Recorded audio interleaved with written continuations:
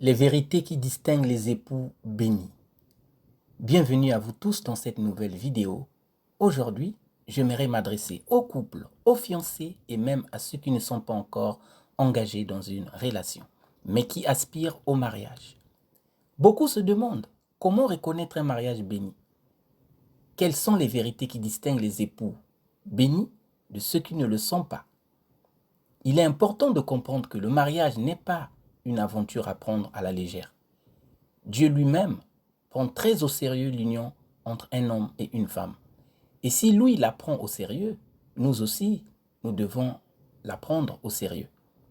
Alors, avant de vous engager ou pour mieux bâtir votre couple, posez-vous ces questions essentielles.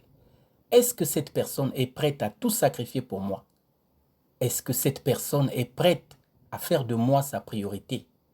Est-ce qu'elle est capable de prendre soin de moi comme de son propre corps? Ce n'est pas une question d'élever les standards de l'engagement conjugal, mais plutôt de revenir à ce que Dieu attend réellement de nous. Un appel à aimer selon Dieu. L'apôtre Paul, dans ses lettres, insiste 2 fois plus sur l'appel fait aux maris d'aimer leurs femmes que sur l'appel fait aux épouses de se soumettre à leur mari. Cela nous montre combien l'amour du mari doit être profond, concret et sacrificiel. Paul décrit 3 caractéristiques essentielles de cet amour. 1. Être prêt à tout sacrifier pour sa femme, comme Christ a donné sa vie pour l'Église. Un mari doit être prêt à mettre de côté son confort, ses ambitions, voire ses propres désirs pour le bien de sa femme. 2. Faire du bien-être de sa femme une priorité. Cela signifie que ses besoins, ses projets et sa paix intérieure doivent compter au premier plan. 3. Prendre soin de sa femme comme de son propre corps. Tout comme nous prenons soin de nous-mêmes, nous nourrissons et protégeons notre propre corps, un mari doit avoir cette même attention et ce même soin envers son épouse. Aucune épouse ne redouterait de se soumettre à un tel mari car son amour n'est pas une contrainte mais une protection, une source de sécurité et de joie. 2. L'unité selon le plan de Dieu. Le mariage unit 2 personnes d'une manière unique. Rien ne touche l'un sans affecter l'autre. Cela ne signifie pas perdre son identité ou sa personnalité dans celle de l'autre, mais au contraire, apprendre soin de son conjoint comme de soi-même.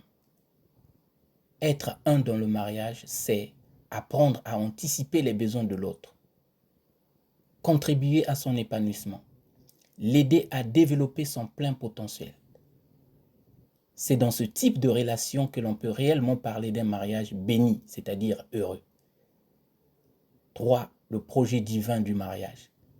Depuis la création, le plan de Dieu était clair. L'homme quittera son père et sa mère et s'attachera à sa femme et les deux deviendront une seule chair.